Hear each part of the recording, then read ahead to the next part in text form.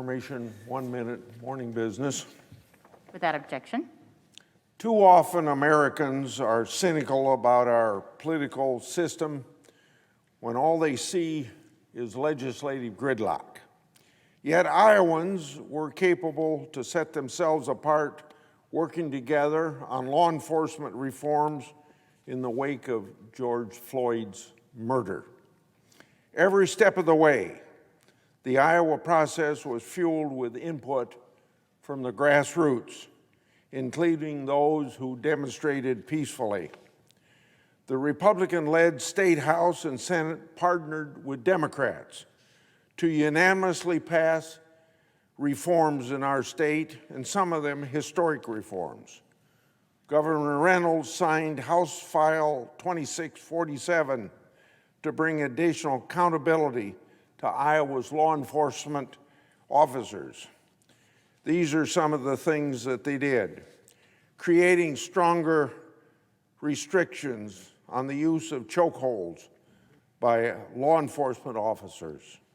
Improving the law enforcement decertification process to ensure that those who've been fired or resign after serious misconduct do not work in our state. Strengthen the authorities of Iowa's Attorney General to prosecute officers whose actions result in the death of another. Establishing annual anti-bias and de-escalation training requirements for our officers. We are working on some of these very same policies here at the federal level. Washington should follow Iowa's example and pass legislation to help correct wrongs and inspire positive changes in our communities across the country.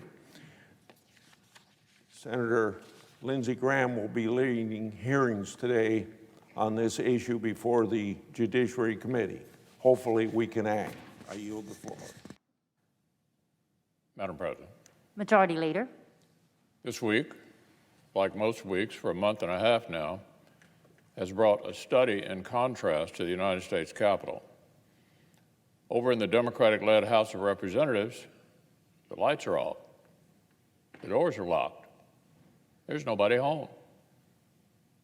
With our country facing a once-in-a-century pandemic and historic economic disruption, a major discussion of racial justice, and all the other important business we were already set to tackle this year before all this, the Speaker of the House has mostly kept her chamber on the longest-running spring break in human history. Lots of talk about supposed priorities, but few votes. Lots of partisan attacks leveled at Republicans from a distance, but little action. Over here in the Senate, the story has been very different. We're holding hearings. We're legislating. We're confirming nominees. With precautions, we're manning our posts for the country. Tomorrow, the Senate will begin considering the President's nomination of Judge Justin Walker to fill a vacancy on the D.C. Circuit, the second most important federal bench in the country. As my fellow Kentuckians and I can attest, Judge Walker is exactly the kind of individual our country deserves to have in such a role. He graduated from Duke, summa cum laude, then Harvard Law, magna cum laude. He clerked on the D.C. Circuit himself for an impressive young judge named Brett Kavanaugh, and then on the Supreme Court. He's built a national reputation as a leading academic scholar of the law. It's no wonder that even the ABA rates him well qualified. He has quickly made a name for himself as a district judge. A few weeks ago, when the mayor of Louisville tried to cancel drive-in Easter services with disparate restrictions that did not apply equally to other parking lots, Judge Walker won national attention for his eloquent defense of religious liberty. This subject becomes more important by the day. The American people deserve to have strong respect for their First Amendment rights, including their rights of religious exercise and conscience on one of our country's highest courts. So I look forward to continuing to detail our Kentucky pride for Judge Walker as the week unfolds. And I'll take great pride in voting to advance his nomination and to confirm him. But first, Madam President, the Senate will pass the Great American Outdoors Act. It'll be a big step in the history of our nation's public lands and great news for their future. This bill is the product of a lot of hard work by many of our colleagues on both sides of the aisle. It has two clear purposes. It will restore access and function to parks and facilities that have been neglected, and it will secure a stable flow of resources to support recreation and conservation well into the future. I've detailed in recent days just how many Americans rely on our nation's public lands, from the guides and outfitters who cater to the booming outdoor recreation economy, to the hotel workers, restaurant owners, and gateway communities that welcome hundreds of millions of annual visitors, to the researchers who study historic sites and unique habitats, to the hunters, anglers, sportsmen, and American families who explore millions of acres of open space. It's clear that a bright economic future for America is intertwined with this precious resource. So backlogged maintenance and delayed upkeep is a real problem.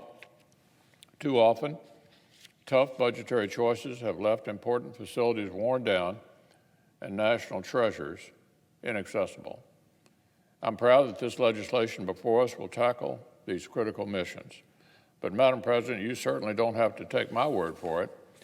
You could look to the list of no fewer than 60 co-sponsors on both sides of the aisle, or to the 80 senators who voted to advance consideration of the bill last week, or you could sample from the ringing endorsements of an impressive cross-section of American recreation and conservation advocates.